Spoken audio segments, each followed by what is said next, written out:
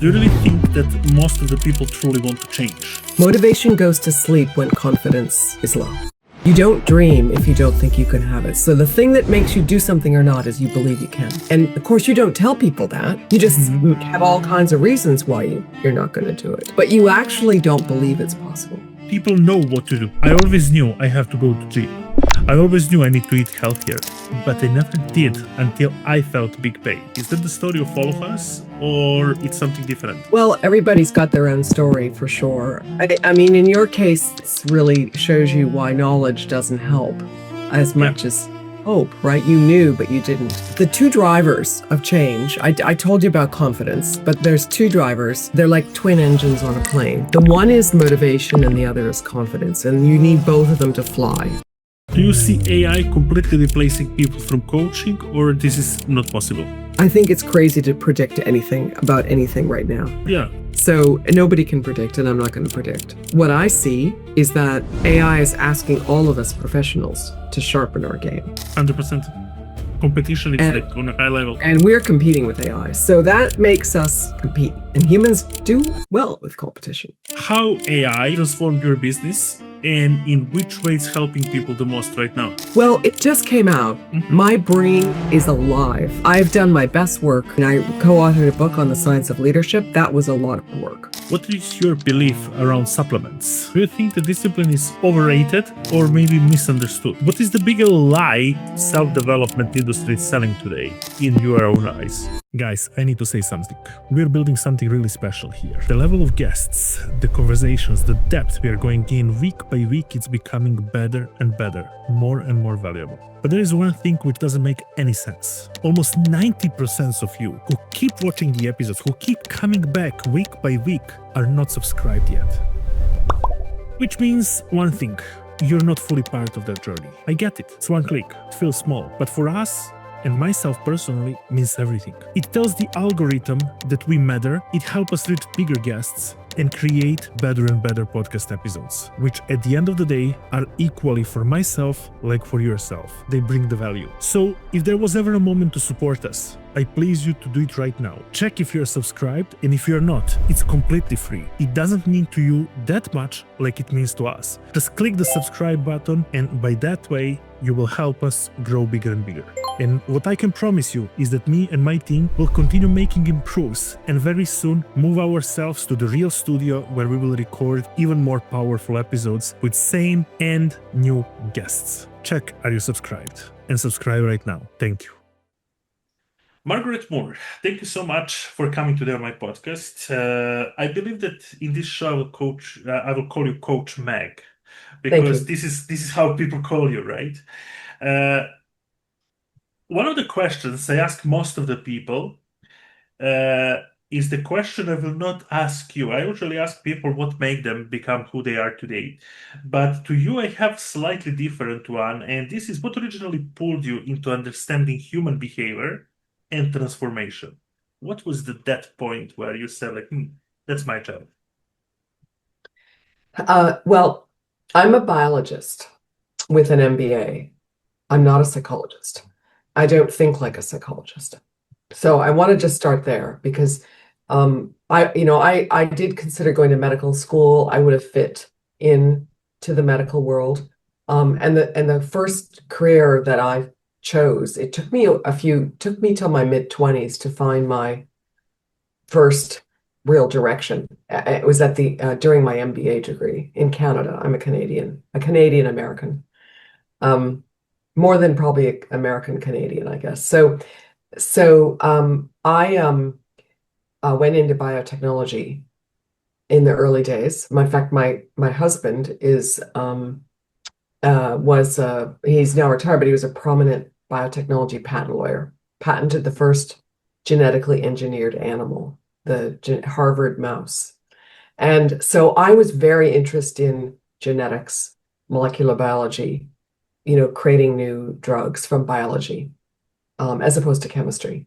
So I've always been interested in human biology. And science, for sure. And so I spent 17 years in 4 countries. So I started off in the UK, finished my MBA at London Business School, and I stayed in the UK for 6 years. working in biotech. I moved back to Canada, and then I was in France for a while, and then ultimately the US when I married my husband to start Well Coaches. What I could see when I was in biotech is that we had a lot of people, very smart, developing new medicines who weren't taking good care of their own health. We had really a gap. We were all relying on pharmaceutical companies and biotech companies to save us. Yeah, And we're 100%. not, still to this day, we're not taking good care of ourselves.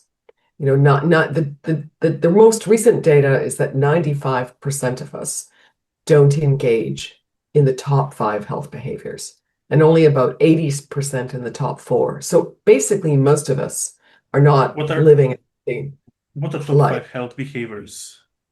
They're healthy weight, regular exercise, high quality diet, mostly fruits and vegetables and plant-based, not without Mediterranean Okay. diet is probably the right, and not smoking and moderate drinking. So Mhm. those are the 5. So so I looked around and said, gosh, what are we going to do about this? Because this is actually a major driver Yeah, it is. long-term health. And so I wasn't so much interested in human behavior or coaching. I didn't know anybody in coaching. I didn't know anybody in well-being. When you're in biotechnology, you live in a little world, a little bubble. You travel around the world to go to conferences and collaborate with big companies and work with all these scientists. And you really aren't plugged in to the rest of the world. It's this little group. But I said, what my strength in my biotech career, I have a Margaret who's a CEO type, and I have a Meg who's a fun coach, and they really are different parts of me. And so the Margaret was the executive, you know, buttoned down, presenting to pharmaceutical companies, talking to scientists, all very cerebral. And I was very good at managing projects, which whether it was a company or a team or getting a drug through marketing approval or into clinical trials, whatever. I was very good at getting people together, sometimes across many countries, and moving them forward. I thought people need that kind of project management sort of skill in their personal lives because it all falls apart when you go home. You have projects at work, you get things done, and then you go home and you sort of lose that 100%, yeah. structure. So I thought, gosh, we need a professional coach who helps people make health and well-being a priority and a project, and it needs to be in the doctor's office. So that was my starting point. Then when I got started, in 2000, coaching had just gotten started. The International Coach Federation started a few years before. They had their first coaching competencies. And when I entered, I wasn't thinking of becoming a coach. I was thinking of being the CEO founder of a coaching company. Mhm. But at delivering coaching services. But then what I quickly realized is that the curriculum to train coaches had no science, Mm. none. And here I was, I just lived with scientists for 17 years, and I look at this and say, this isn't going to fly. So what happened is I became a, um, a champion, a torchbearer for science and in coaching, and coaching ultimately in the workplace, improving work well-being, and in the healthcare space, improving health.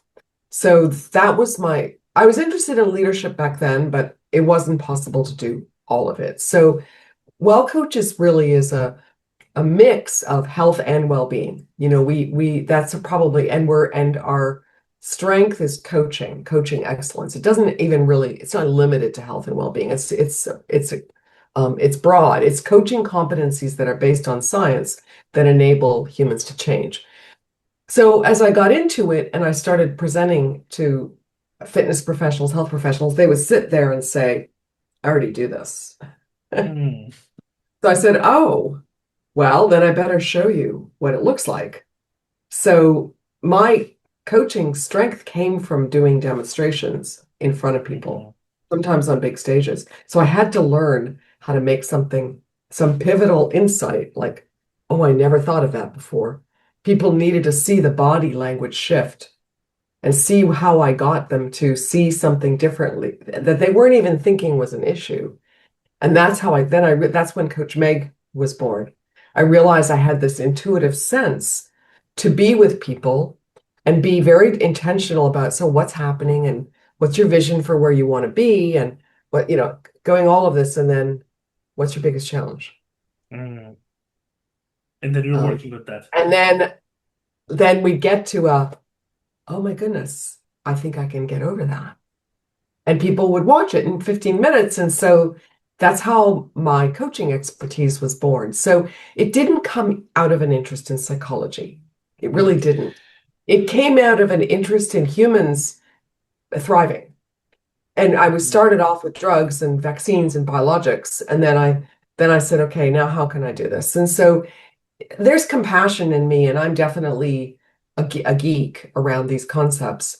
But I came at it more as a biologist, knowing there's a recipe, there's a formula. What we know from genetics is that any physiological system, whether it's your blood pressure or your vascular system, is governed by multiple genes. And that pattern is different in everybody. And so what will help you have low blood pressure and good energy and a happy brain is different than me. We're not all the same. And so that meant that there's biology there to understand and work with people to try to find out what their biology needs and then get them what they want, which is generally not low blood pressure and low cholesterol. They want a great life. They want to have great energy and connection and contribution and all of that. 100%. So anyway, so that's how I came at it. It was more of an interest in helping people thrive, using their lifestyle and their well-being so that they can have a great life. Whenever you come to the salesperson will tell you, I know how to help you. We are having perfect solution for you. But in fact, you have a great product, you have a great offer, you know that you can help so many people, but yourself still inconsistent. Why it's like that? Because you misunderstand two basic principles. And let me tell you something, it's not economy, it's not war, it's not current president or political situation, none of that. Because simply you and money were always on the same planet Earth. You never left the planet and most likely money never did it, right? The only two ways are the reason why it's like that. Number one thing which can be the reason is that you don't know the right way of presenting your offer. Number two can be that you don't know the proper way to whom to present it, which boils down to you don't know to whom to sell or you don't know the right way to speak to the people to whom to sell. I have been scaling in the past 10 years multiple of my own companies and companies of my clients from $0 to $200,000 in sales, being in China, selling physical, perishable items like food and beverages, and without speaking Chinese, without writing Chinese, and without knowing how to sell to Chinese people. But I knew one core principle, and this is that psychology of people never change. So I knew to whom to sell, and I knew exact way how to present my offer to them. I was scaling up my digital businesses to hundreds of thousands of dollars, again understanding two core principles: to whom to sell, so who can benefit from my offer, and the way, when, and how to present my offer. And there is no magic and there is no secret behind that. It's really easy to understand it. But in order to this video be very short, I put all of this together in the school community, which is completely for free. You can join it right now, clicking on the link below in the description box, and you can discover these two principles. It will take you a couple of days to figure it out yourself and to practice it, and then your sales will become consistent. Until then, see you in the school community. Bye for now. If we look now backwards, after years of changing people's life and coaching them, what do you believe it creates real change in people? What is the thing? What is the thing? The governing part of us that decides whether to do something or not is, I think about it as the sun, our confidence, our power source, our ability to be productive and effective in the world. Yeah, and I think and most of us have a low level of confidence around managing our bodies and our health. That's exactly what I want to ask you, because do you really think that most of the people truly want to change? They want to be healthy. Yes, the Yeah. motivation is not lacking. No, motivation goes to sleep when confidence is low. You don't dream if you don't think you can have it. So the thing that makes you do something or not is you believe you can. And of course you don't tell people that.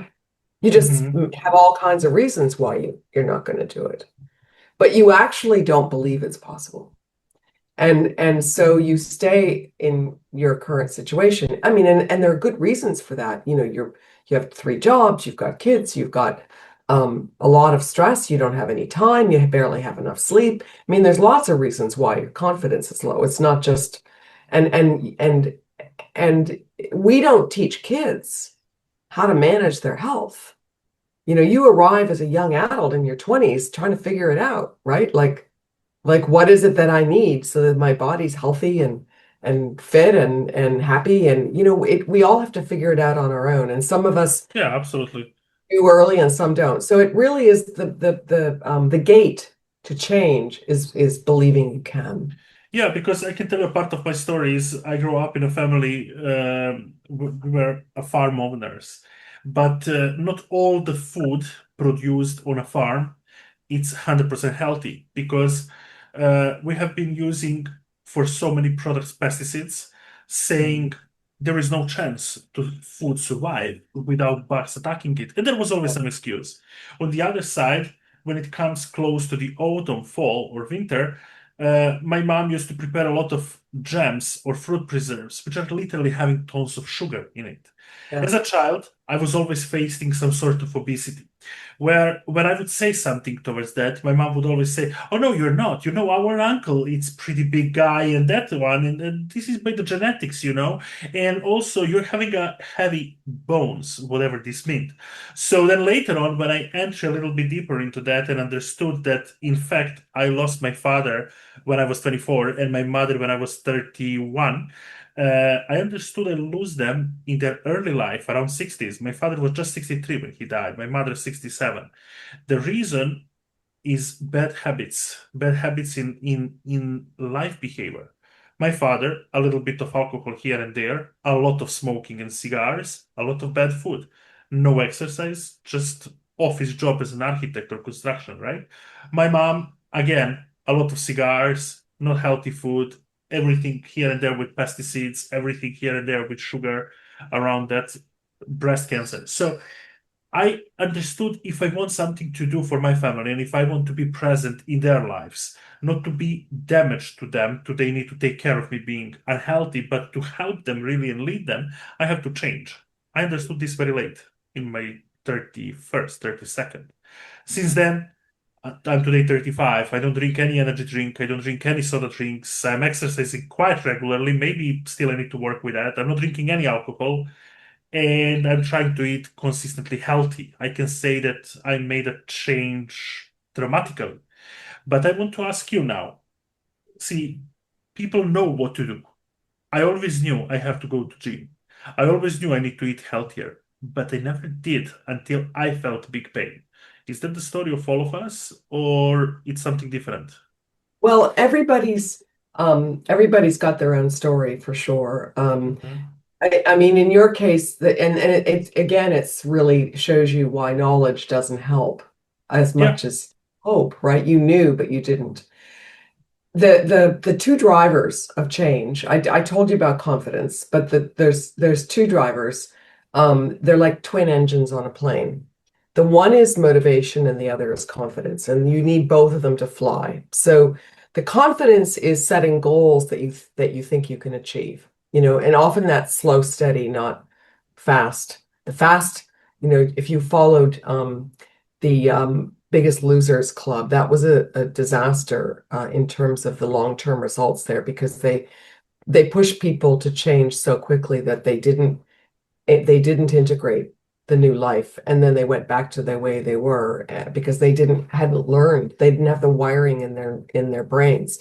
But the motivation um, is important too. And what happened for you is that it came alive when you saw the result.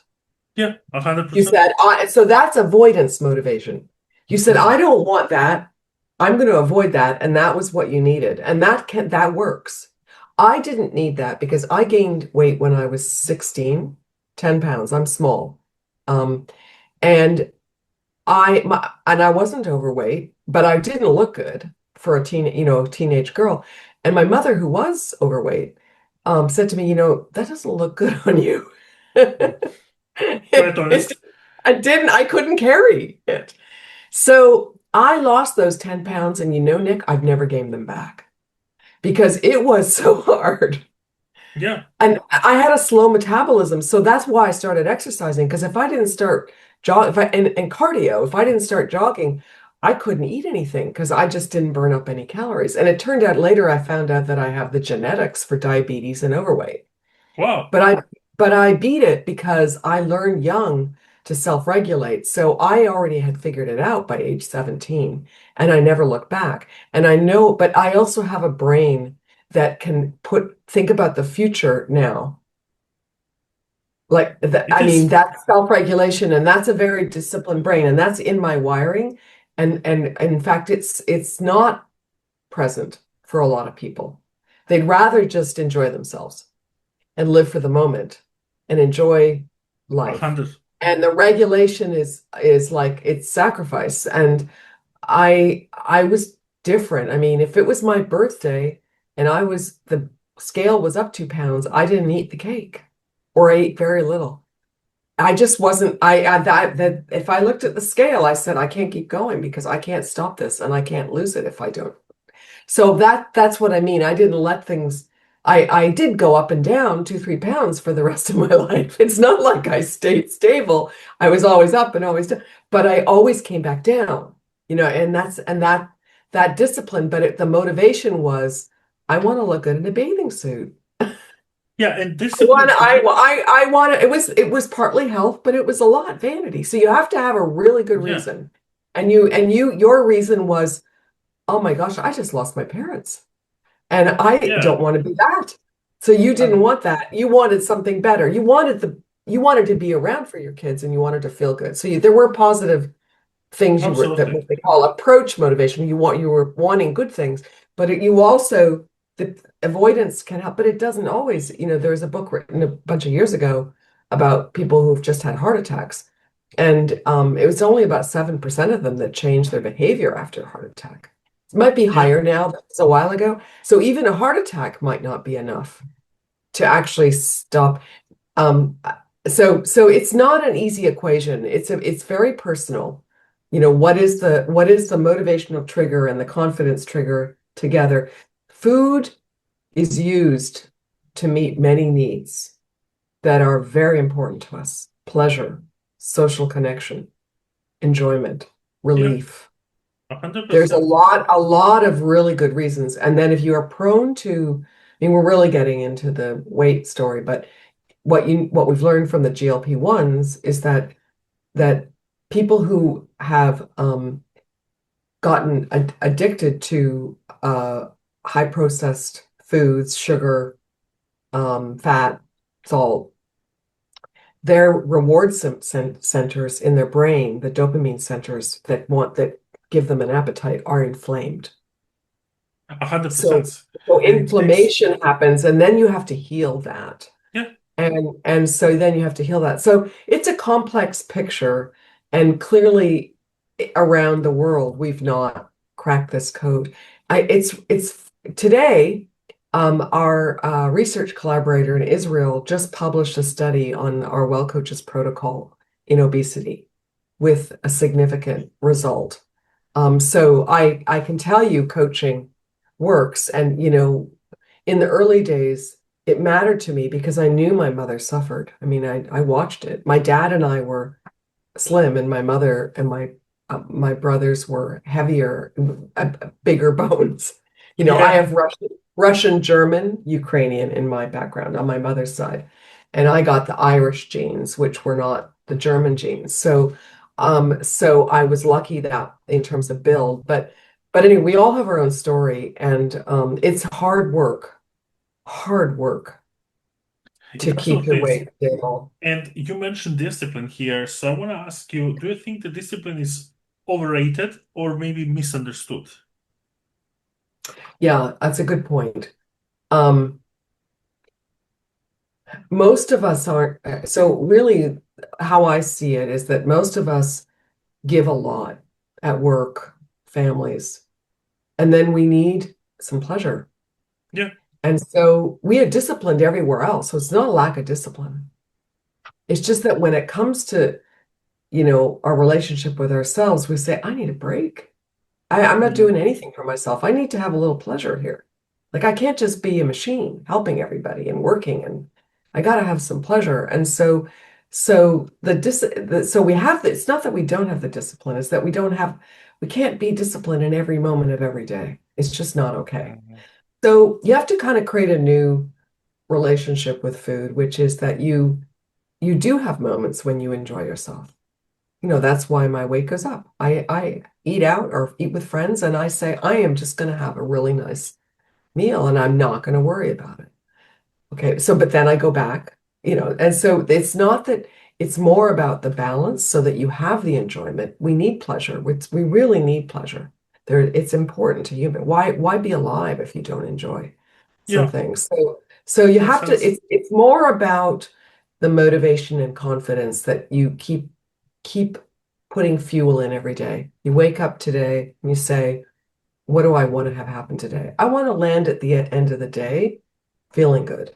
And that might mean I eat a little less at dinner because that's Yeah, going to and make me feel good. So it's not discipline, it's the reward that I'll go to bed feeling better if I tapered off my food at the end of the day and didn't eat a lot. And then I go to bed feeling better and I wake up feeling better. So that's how I see it. You make a deal with yourself that's going to make you feel good, not worse. And that's not discipline, that's a choice. Regulation, that's a choice you make. And you don't make the choice for the future and tonight in the morning every day, but you make it enough that the health is there, the well-being is there. So it's a balance. It's really a balance. yeah, and if we speak about that in a balanced way, I would say that nowadays we are very well exposed to distraction because we have takeaway food everywhere. It's way easier to order a food and to come right to your door instead of to Into it. spend hours in preparations. We have everything pretty much done, starting from instant food, instant coffees, and etc. So, what is the bigger lie development, self-development industry is selling today in your own eyes? Oh, what are we selling? Well, as you know, I've been working on what I'm it has a few names, but it's an AI coach assistant. Yeah. And the message of it is that it's a wisdom multiplier rather than a knowledge multiplier. And I'm using that word because um, most people don't get too excited about personal growth. I mean, maybe a few of us do, but most of us, not it's not a big group. But more of us want wisdom, right? We want to feel like, especially if we're a parent and a Mhm. boss, we Yeah. want to do the right thing. Coaching is a process that produces wisdom, wise thinking, wise action, good outcomes. Mhm. Not impulsive, not ego driven, quiet ego, thoughtful, helpful, impactful. And and so I think that's what we're selling. And wisdom applied to the way you live is a nice way to think. What would be the wise thing to do about my breakfast if I Yeah. had two choices? Well, you know what? If I make the wise choice, which is that I have the oatmeal and a boiled egg and a piece of fruit and a really nice cup of coffee, like that's my enjoyment. Yeah, Or likewise. a really nice, like a little bit of jam or like something really good, like you just savor and enjoy the pleasure. Um, I think the if you say what is the wisest way to proceed, you say, I want to be a wise person because I will have lived life well. I'll have made good use of what my talents are and what body I've got. And so I think we talk about growth. Like you're going to get transformed to be somebody that is better than what you are now. But most people say, what? if I get forced to, like you think about the growth that happened after your parents died, you were a different person Oh yeah, it's by discomfort. the end of your 30s. So Yeah, it happens anyway. You don't even really have to go try because yeah, it happens. absolutely. But so I've come around to say that it's really about wisdom, that Hmm. coaches are we really are interested in how people tick and what makes them tick and what makes them tick better than they tick now. Like, how do you live better? And so we're role models of that. I'm a role model of living well. I'm 68 and I'm really healthy and I'm really Wow. thriving, and so I'm a model for what it looks like if I won't probably get Alzheimer's. I probably won't, I won't, I hope anyway. I mean, I can't be sure, but so I made the right choices, but boy, am I getting the benefit now, I can tell you. Because in my 60s, I'm looking around at people who didn't take care of themselves, and it really changes. You see the difference. I go to I the would, doctor. I mean, they say, "Wow, yeah, well, I've been exercising 5 days a week, 4 days a week for 50 years. yeah, I have been I've been eating speaking. healthy for 50. I still eat occasional dessert. I drink wine. I do. I enjoy wine. That's the one thing I won't give up. It's my prize for living well and enjoying life. It's my celebration. So yeah, so it does pay off. It does pay off. And you have to, you know that already. So yeah. I must tell you, definitely pays off because I have been speaking on this podcast with over 100 people, and sometimes I was surprised by their energy. The oldest guest of my show was Lenny Ravic, and he's 93, 94 years old. And he is like with the energy of people in mid 40s, and you would never guess so. And when I asked him what's the reason behind that, he said everlasting optimism and just healthy exercise. And now, when you're telling me that you're how much, 60 something, I can't believe that. I would never give you more than 45 probably. And this is simply because you take care of your own mental health and inner health, and it pays off. 100% it does. Yeah. It's Yeah, that absolutely. yeah, that's the point. And so so it's not discipline. It's actually staying connected to your future self. Wow, that's very well said. That's true. You have a future self. You don't think so. I mean, Nick, if I could go back to my 40s, it's great. Like, it's really great being in your 40s. So I miss it for sure. But I'm so grateful that in my 40s I put my 60s, 70s, 80s, as a priority because I wouldn't be here now. And I see friends around who are tired and Yep. sick and getting cancer and getting all kinds of things. And I mean, lots of healthy people get cancer. So cancer is also very much linked to all the environmental toxins. You talked about the Mm. glyphosates in the soil, the lead.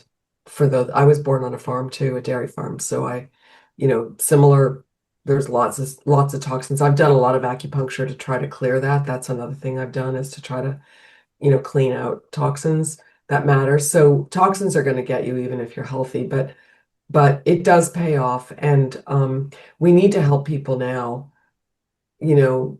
And so coaching is a space where you stop and you reflect on who you are and who you want to become instead of just racing through life. We turn the clock off for a coaching session because now this is the most important moment for you to really get clear. What do you want?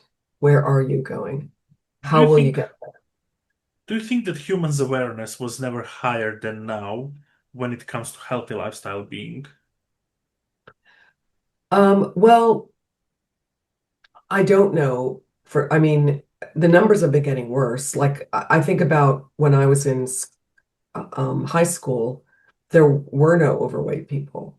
Couple people maybe with 5 or 10 pounds, and that as a teenager, and now, so there's sort of two worlds. We've gotten a lot worse in many, but some people have gotten so that the people at the top, that group's gotten larger. There are more people healthy, more people are interested. but we still have a lot of people who got left behind because of, many, many forces that were outside their control, including making a living and supporting children.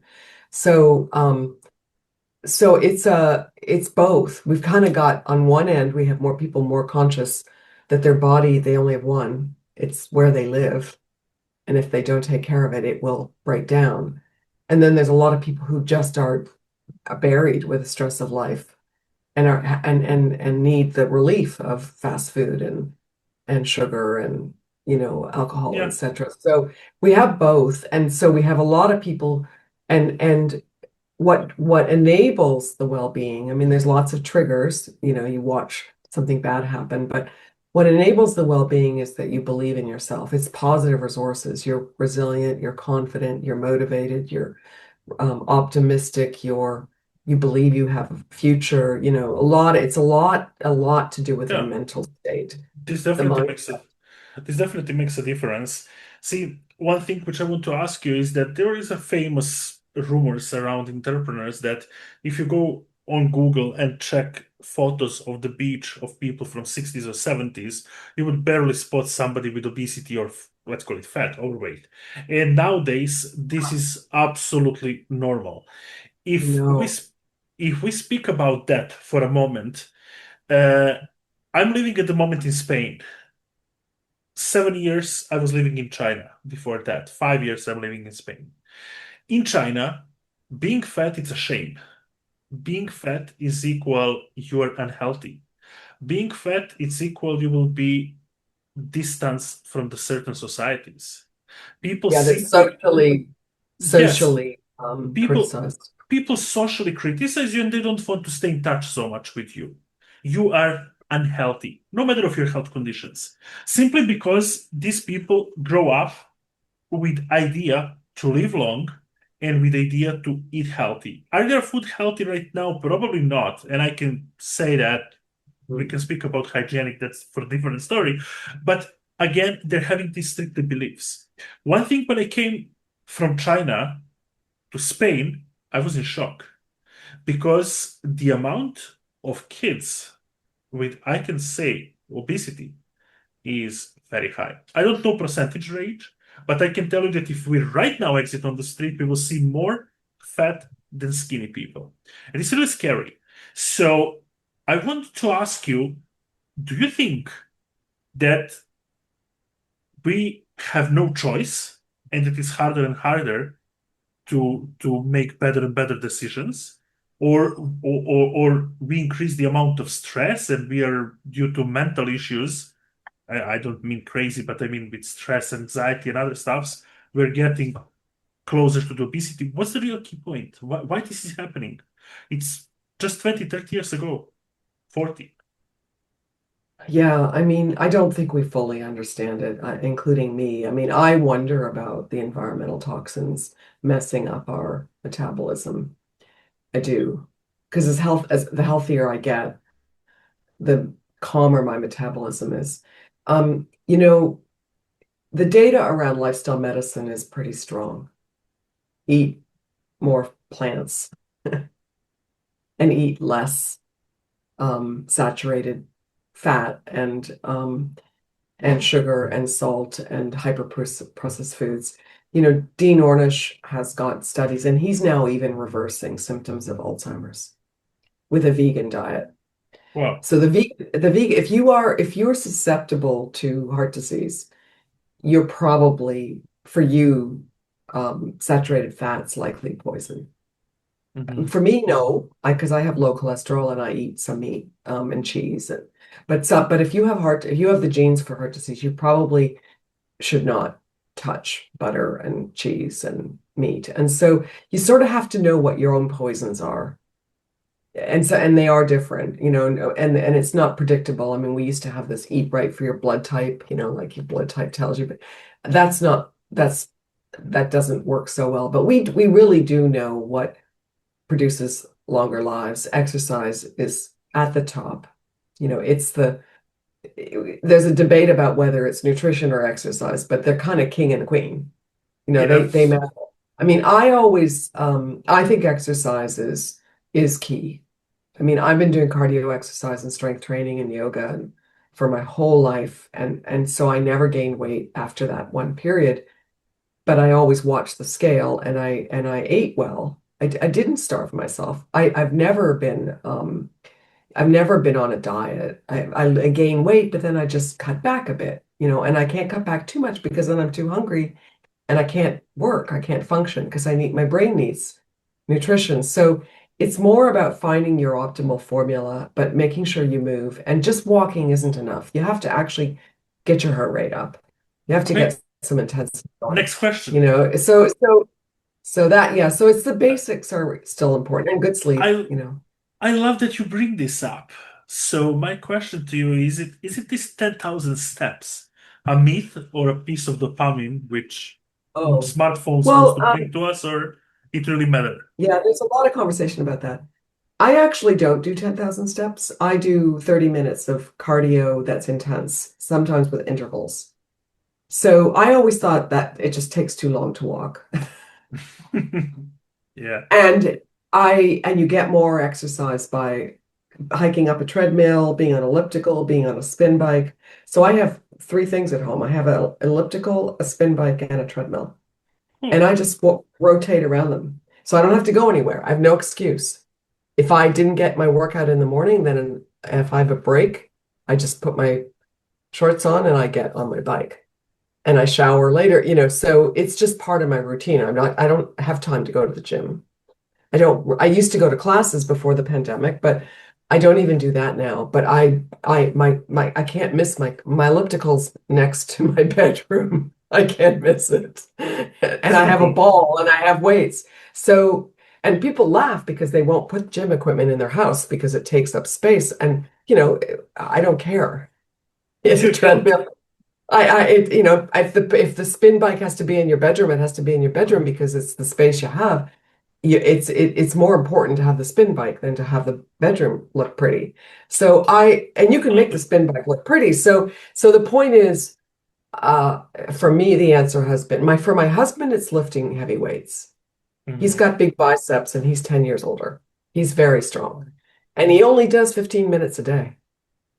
He does a Respect lot to of that. walking. He doesn't do a lot. And so it's intensity matters for me. That's my message. Intensity matters. It just takes too long to walk 10 minutes.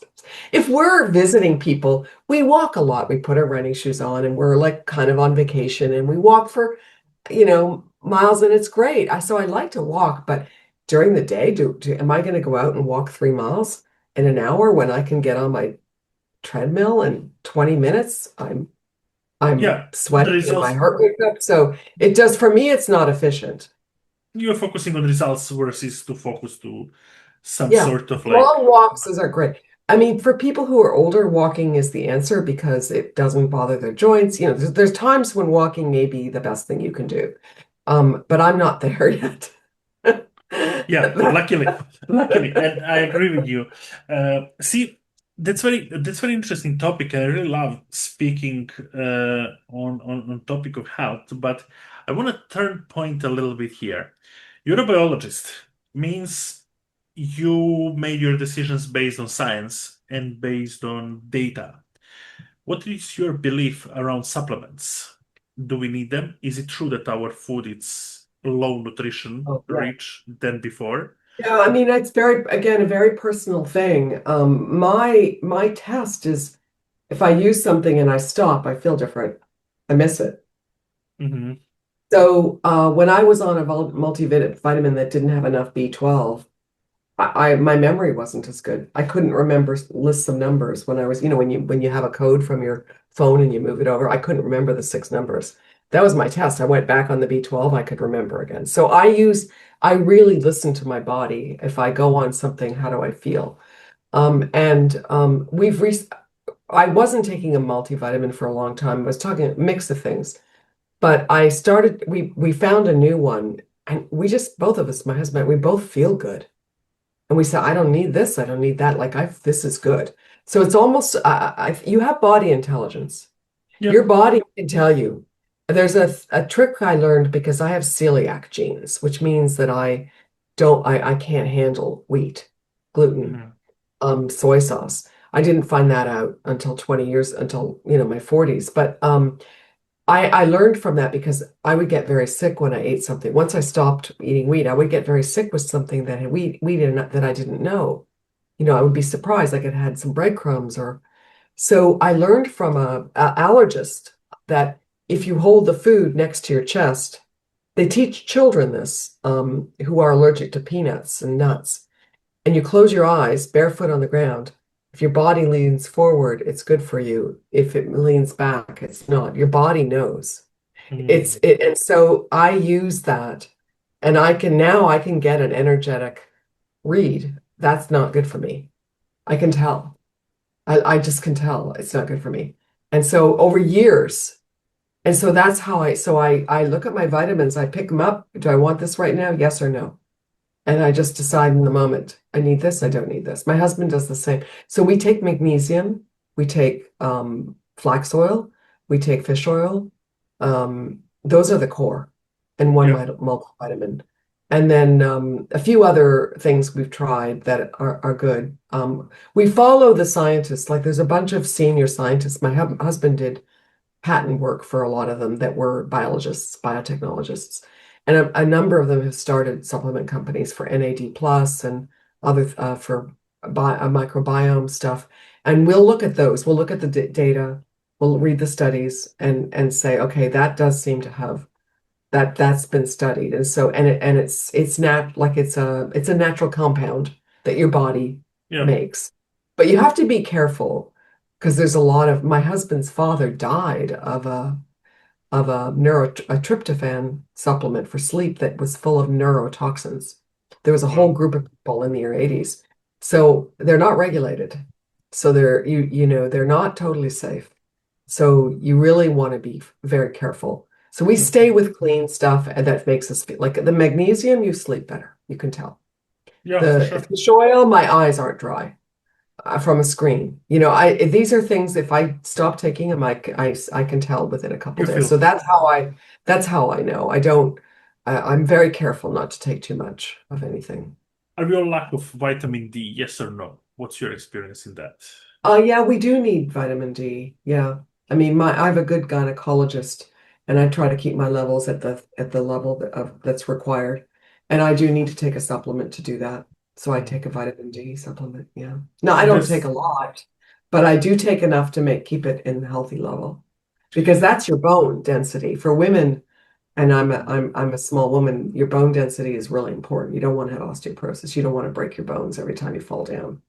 And mm, I know I'm safe because I fell off a bike last August and I okay. landed on my elbow on the cement and I did not break my arm. That's And very good that's sign. That's very good that's sign. a miracle. Yeah, I fractured the elbow, but that's minor. I didn't break anything. And so yeah, so you want strong bones. So you have to there for sure we're missing things. We don't have our vegetables and fruits are not as healthy as they used to. So you probably do need magnesium. You need that's so multivitamin that's just the right amount, like 100% of daily requirement, not 5,000%. That's pretty safe.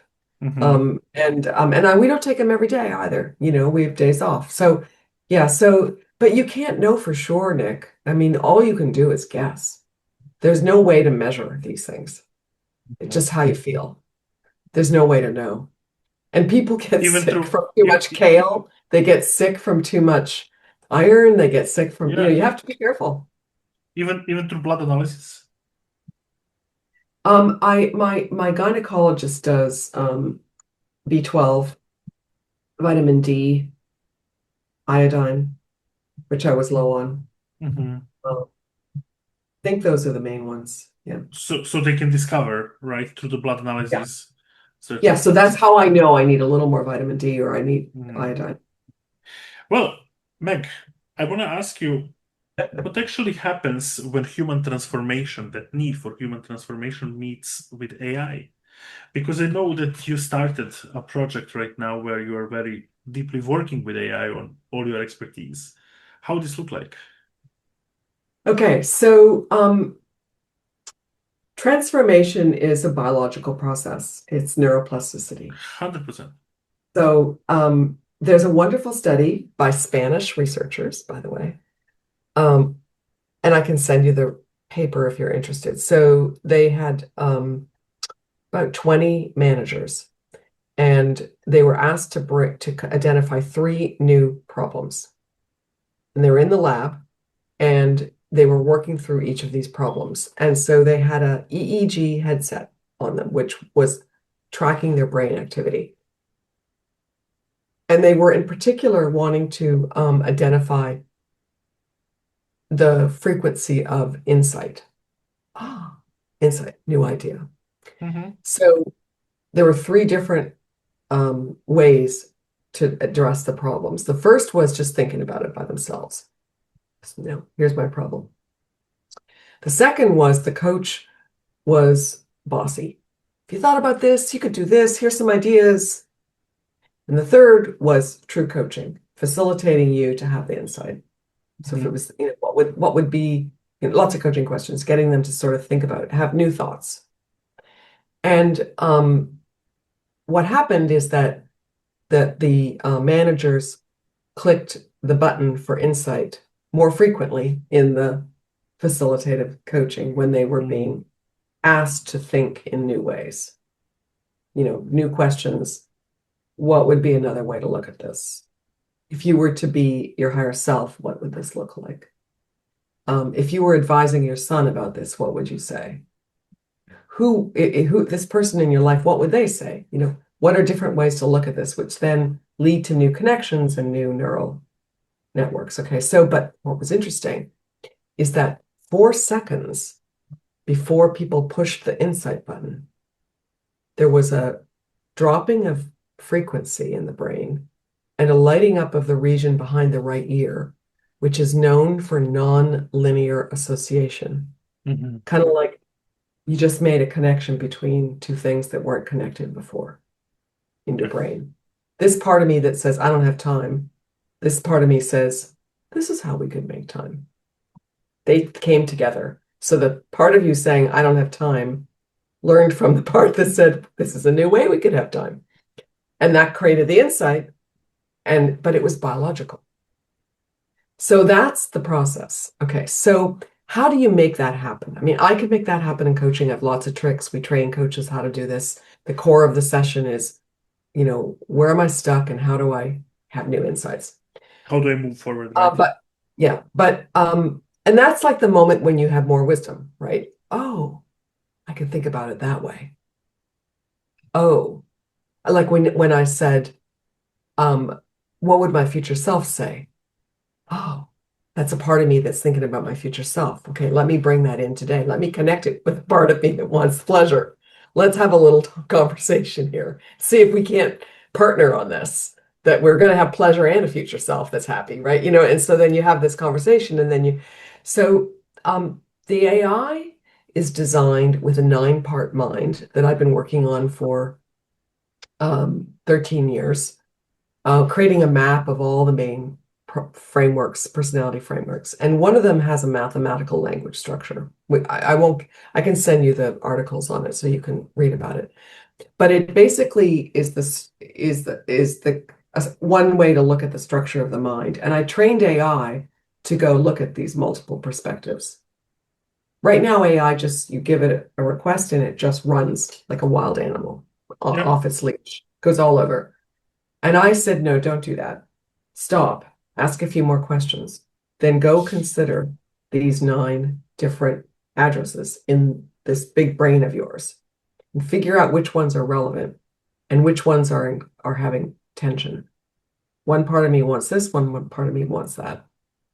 And the tension that creates the uncertainty, the conflict, the doubt, the stress, the whatever that's uncomfortable. I don't know what to do next. Whatever creates that, the AI then helps you see that and see a different way and have the insight. And it does it, I'm calling it a shot of wisdom. So you can sit down and you can say, I've got this goal today, but I'm really not sure about this. And 5 minutes later, insight. Yeah. And coaches, you can't talk to your coach every day, every morning. So So there's a basically, so what I will basically want to do is help people get used to the idea of having new insights more often. exactly, you're So then they challenging, you're realize challenging that people. change is possible. I Yeah. actually I just did it in 5 minutes. I'll do it tomorrow. And then you get better at it. Then you start to see, oh, that's how change works. I'm resolving the differences between the different angles of my I, personality. I would say that you're seeing definitely AI as a challenge uh, in coaching evaluation, not as a threat. Am I right? AI is our friend Mm-hmm. because AI can do things we can't do when we're not with people.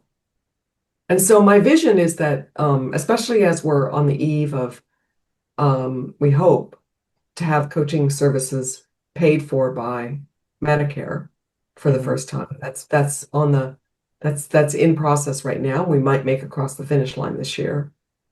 And then the doctor will talk to a patient, say, "What are your health goals, Nick? Health goals? Oh, health goals. What do you think?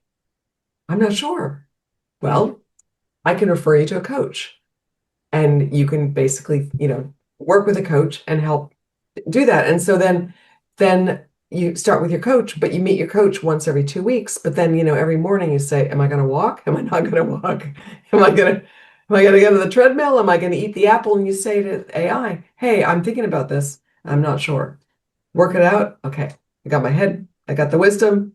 I'm moving forward. So it allows us to bring I mean, it's still not human. It's not conscious.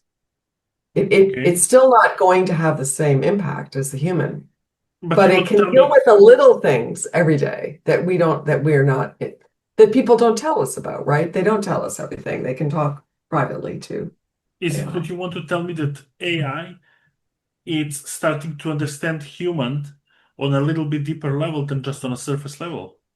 Yeah. Yeah, but that took training. I mean, I had to Mm-hmm. give it a new brain, basically, a new way of thinking. It didn't just happen. Like I've been working with Claude for a year, and Claude is not a coach, and I was frustrated with it. I started off saying, Mm-hmm. this is we've actually created educators who are drowning us in knowledge, and then we're stuck because it's too much. And so I said, so it took me many, many, many hours with Claude to create to vibe code, to create the instructions so that the AI would behave in the way that we would train. I'm a trainer, I'm a coach trainer. So I watched what Claude did. I looked at how it responded. I said, I want you to do it this way, not that way. How do I train you so you do it like that? So we went back and forth and back and forth. I mean, I'm on version 50 of the instructions. And I've always got new ideas and I always talk to Claude about it. So basically I tried to replicate the best of coaching that would help people be more coachable. Like more they would Okay. actually believe that it's possible to change and then get excited to work with humans even further. It's very interesting. I really love the way how you work and how you're making transition. Uh, what does AI do better than human coach today? Well, so I say, so I train it to first be more of a coach like you remember in China, Wu Wei. Yeah. I trained it in Wu Wei. Okay. You get it. Be just emergent. One step leads to the next. Not bring me everything you know about this situation that's relevant. So it's very step by step, and then you get the picture. And you've got looking at each of us, our personalities tend to lean on three or four parts of us. The introvert, extrovert, what we were talking about before the podcast. And we don't see the rest. Some of us are more Yeah. relational, some of us think more, some of us are more creative, some of us are more strategic. Completely This different. brings you all of that in one go, and the coach can't do that. A coach can't give you all those perspectives. That's not really coaching, right? Because coaching is about helping you have insights. I'm just like I'm dumping information on you to expand your perspectives in a way that you can see, oh, I was missing that. Now I get it. So what would be one thing you say that AI do way better than any coach can when it comes to the That to be able to exactly right? see all angles of what is your situation quickly and deliver it in a way to see where are the tensions, where's the competition, what's causing you to feel the way you are. And then does that land? And you say, no, not quite. But if, and then you go back and then, okay, it decodes what's creating the state that you're in.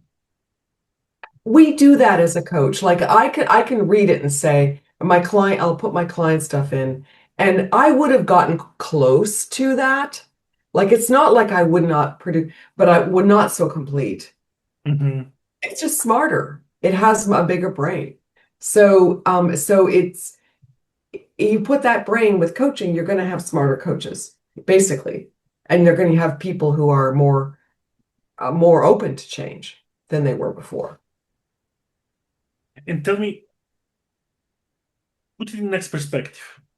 A client who is vulnerable and wants to do the help himself, herself with an AI. How much of trust can it have towards AI? Well, the one thing first to say is that we made it HIPAA compliant, which is healthcare compliant.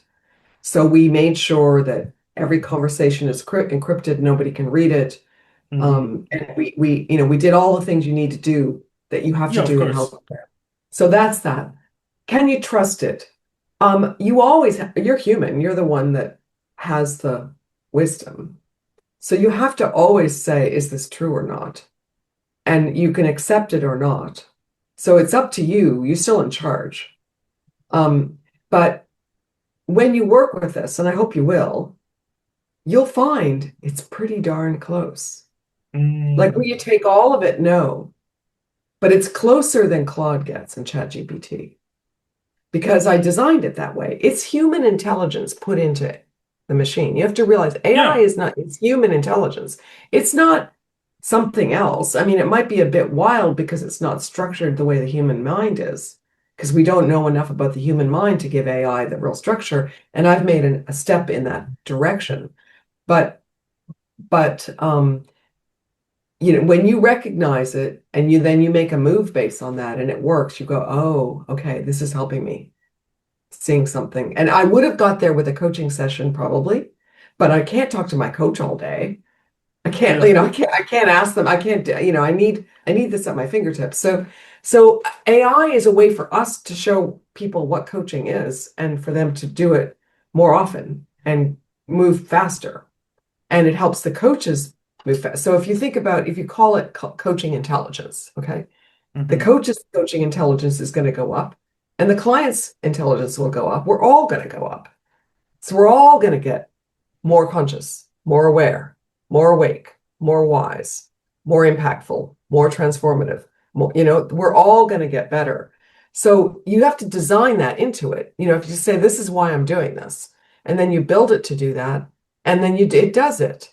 That's I sometimes people say, well, AI, we can't control it. We can't. Well, then for heaven's sakes, then go do it. We're leading here. Why are we following? Like, why are we not leading? So Exactly. my view is lead AI to do what's good for us.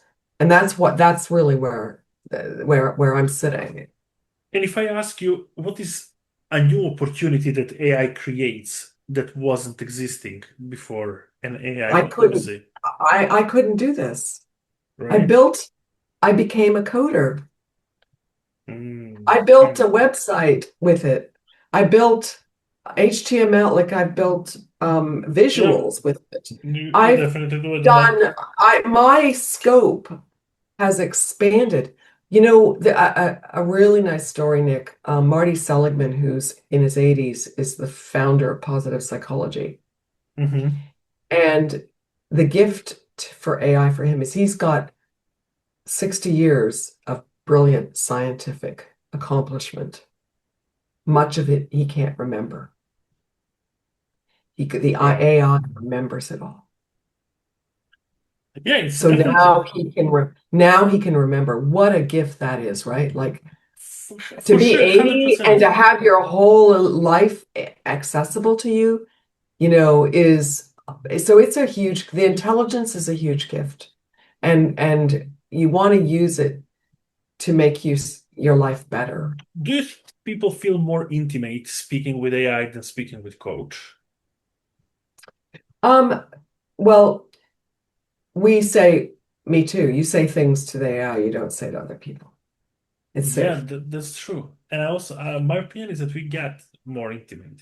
I believe that. Well, you know what happens, Nick? You put your consciousness into it and you get it back. The more A you put in, hundred, the more you get back. a If hundred you percent. just play, it's not a toy. If you play with it as a toy, you won't get anything back. But if you are AI, I need help with this, and this is what's going on. Yeah, It steps up. Whatever the physics of this, Nick, there's something about if you put your consciousness in, it's almost like your consciousness comes back to you. There's a phenomenon here that we don't understand, and so it is. I mean, you still have to be very careful because it's not you can't attach to it. I mean, it's not human. It's not 100%. you Yeah. know, but it does bring you insights you can't get by yourself, and you probably weren't going to, like think about a marriage.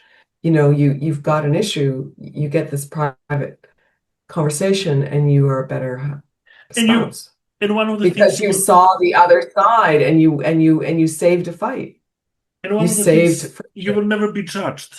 You're kind of like always No, feeling to it say the can't. No, truth because yeah, you're never being judged, and this is probably one of the big safe. advantage. Yeah. But here is the thing: you're coach for many decades. Do you see AI completely replacing people from coaching, or this is not possible? No, I mean, the first, I think it's crazy to predict anything about anything right now. Yeah. So nobody can predict, and I'm not going to predict. What I see is that AI is asking all of us professionals to sharpen our game. 100%. Competition is And like on a high level. and we're competing with AI. So that makes us compete. And humans do well with competition. And clearly it's always going to be smarter, but it's not going to go do things in the world. Like it's not going to go and drive your kids to their tennis lessons. It's not going to talk to your team about where the company's going. It's not going to be a human agent, but it is going to compete with your intelligence. And so our humility is going to come up because we're going to stop bragging about being a smarty pants Mm. and a know-it-all. Like if you're smart, it's no longer special. So now you have to cultivate other things. So it's going to make us more human and more impactful because we're competing. So it's a good force. I mean, clearly it's dangerous too. And the folks who are closest to it all say we've got a 10, 20, 25% chance of it doing massive harm. So it's dangerous. But if you look through human history, technology has always, like toxins in your fertilizers Oh in your yeah, of farm, course. there's every new technology has big gains A and hundred percent. significant losses. Like the Manhattan Project produced a nuclear bomb, but it also enabled nuclear power, and ultimately nuclear power may be the answer A to a running out of hundred fuel. percent. So technology is, this is where we need more wisdom, Nick. 100%. We always have this. We need to talk to our future selves when we're building technology and say, what is it that we want it to do? Exactly. Because we always have this power of will where we want to navigate the things, right? We have, for example, iron, we can navigate it to build weapons, or we can navigate it to build, I don't know, cars and transportation. It's up to us. Very probably stupid example, but very true, in fact. Uh, Meg, let's give a little bit of context here, because I'm pretty sure that everybody who listened or watched this episode until this point, it's asking, okay, what can Meg's AI do differently than any other which I can just install right now and do it? How it transformed your business and in which way it's helping people the most right now? Yeah. Well, it just came out. So I can use, right now, I'm the example. Hmm. My brain is alive in a way it's never been. I've done my best work. I co-authored a book on the science of leadership. That was a lot of work. Reading hundreds of papers, organizing them, simplifying them, and giving people the kernels. I did not use AI for that. And I don't think it's possible today. It's a big synthesis, a lot of knowledge. But working with AI as a collaborator has increased my brain function dramatically. It challenges you, right? It challenged me, and I am at the edge of, and I'm pushing it to the limit. I use Claude. I have the Max account. I spend a lot of money. I use the biggest, the latest models, and I push it to crash all the time. I push it, I push it, I push it.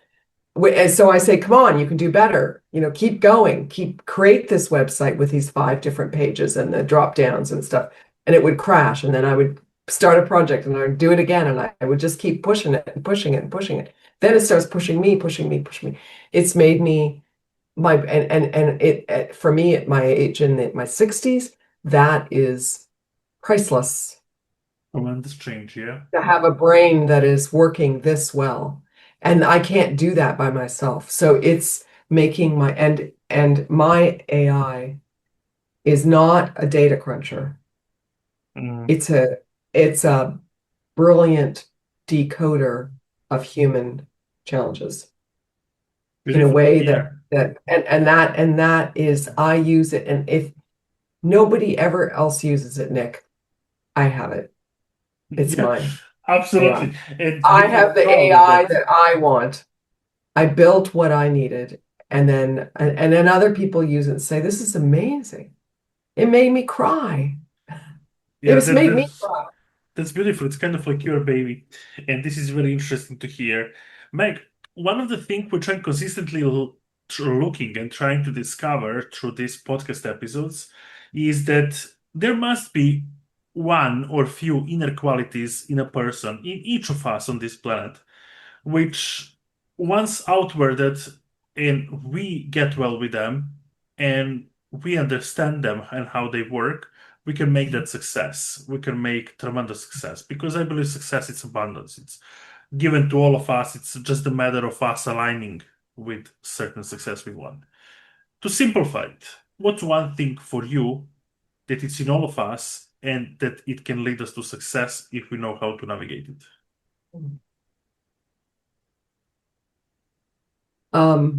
Well, we all have our own formula, but what I would say, some will relate to this and some won't. I'm a builder. I'm not naturally a consultant, in and out. I'm really a builder. And so, I spent 17 years in biotech, building companies, building teams, moving drugs along, and they take a long time. In the coaching industry, I like to be early in and build. And so I've been building for 25 years. I'm still an entrepreneur, actually. I'm actually as much an entrepreneur as I ever was. But for me, it's about having a vision of what you want to have happen. And I've built it took 3 organizations to get there. I'd have found 2 nonprofits. It wasn't just one, but just my business. I've created multiple teams doing multiple things, many teams over many years, producing reviews of the research, producing a team of faculty training. We've trained 16,000 coaches at Well Coaches, lots of teams at the Institute at Harvard, teams at Harvard Medical School. I've been building teams in different ways, maybe 40% of the time volunteer.